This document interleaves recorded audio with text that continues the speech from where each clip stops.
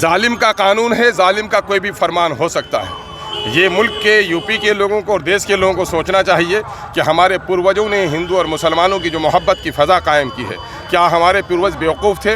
अरे उनकी पूजा में हम उन्हें साधुवाद देते रहे, हमारी ईद में वो हमें मुबारकबाद देते रहे। इस रस्म को मोदी और योगी ख़त्म करना चाहते हैं। मुझे विश्वास है कि यूपी की आवाम, पूरे देश की आवाम मोदी को भी सबक पढ़ाएगी और आने वाले दिनों में यूपी की आवाम योगी को भी सबक कांग्रेस के साथ काला कानून है, इस काले कानून को मुस्तरद करते हैं।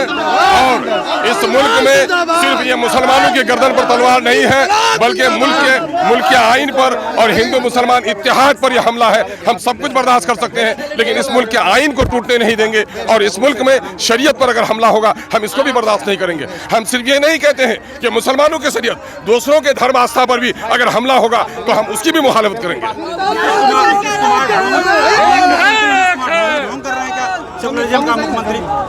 यकीनन है कि ढोंग रचा रहे हैं। आपको पहचानने में दिक्कत हो रही है क्या? एनआरसी में किसका साथ उसने दिया? तलाक बिल में किसका साथ उसने दिया?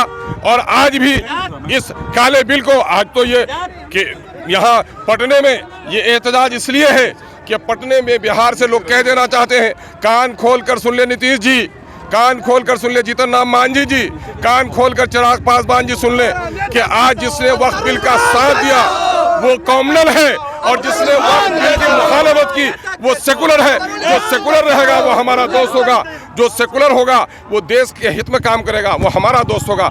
जो इस काले कानून की हिमायत करेगा वो देश का दुश्मन है, वो मुसलमानों का दुश्मन है। अगला रुख क्या होगा अगर मान लेते हैं कि नहीं होता है तब क्या? मैं ये कह रहा हूँ, लड़ाई के बहुत सारे तरीके हैं।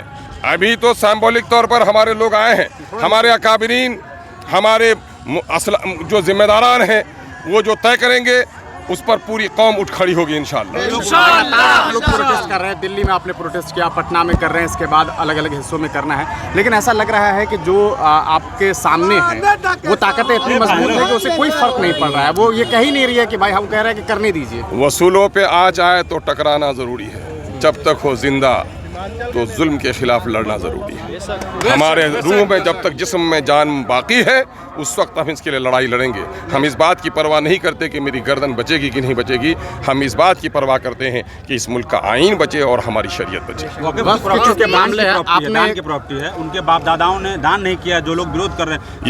यकीनन है मोदी का बस चले तो हमारी नमाज की रिकातें तय करने आ जाए, मोदी का बस चले तो हमारी ईदगाह की इमामत करने आ जाए।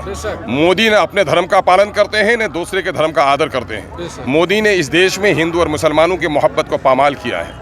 सरहदों पे दुश्मनों से जितना लड़ना ज़रूरी है उतना देश के अंदर में उन्माद फैलाने वाले और हिंदू मुसलमानों में विवाद पैदा करने वालों से भी लड़ना ज़रूरी है। मठ और मंदिरों की जमीन पर अवैध कब्जा हो रहा है, उस पर नहीं बात कर रही है। यकीनन है कि वक्फ के हज़ारों एकड़ ज़मीनों पर नाजायज़ कब्जा हुआ है, और ये कब्जा करने वाले दबंग ही नहीं हैं बल्कि हुकूमतों ने भी कब्जा किया है। खुद दिल्ली शहर में हमारे कब्रिस्तानों पर इमारतें उठ खड़ी हुई हैं। हम इसको बर्दाश्त नहीं कर सकते हैं। ये काला कानून अगर मंजूर हो गया तो आप जानते हैं कि पूरे मुल्क में सिविल वार की कैफियत होगी, हमारी कब्रिस्तानों पर कब्जा होगा, मस्जिदों पे ताले लगेंगे। चैन से तो हम जीते भी नहीं हैं, चैन से हमारे मुर्दों को दफनाने का भी मौका हमको नहीं मिला। साहब, सदन में आपने मुख्यमंत्री नीतीश कुमार के बॉडीगार्ड को लेकर के एक बात कही और वो काफ़ी चर्चा में रही। अरे भाई, तो इसमें कोई शक है क्या?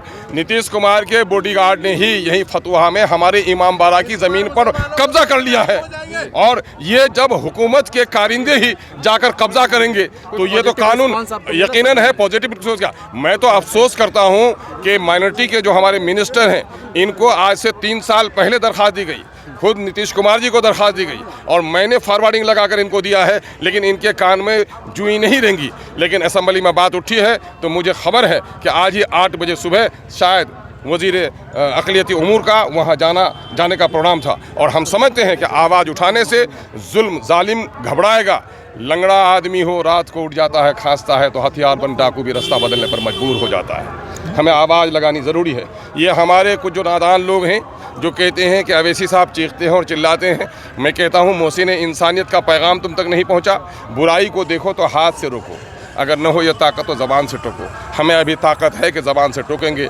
जो लकवे में चले गए हैं, जो बिस्तर में चले गए हैं, जिनकी ईमानी कैफियत इतनी तबाह हो गई है कि वो ज़बान नहीं खोल सकते हैं, ऐसे लकवा ज़दा से हम कुछ नहीं कहना चाहते हैं। लेकिन जिसके जिस्म में जान है और मुंह में ज़बान है, जुल्म के खिलाफ कभी वो बाज नहीं आएगा।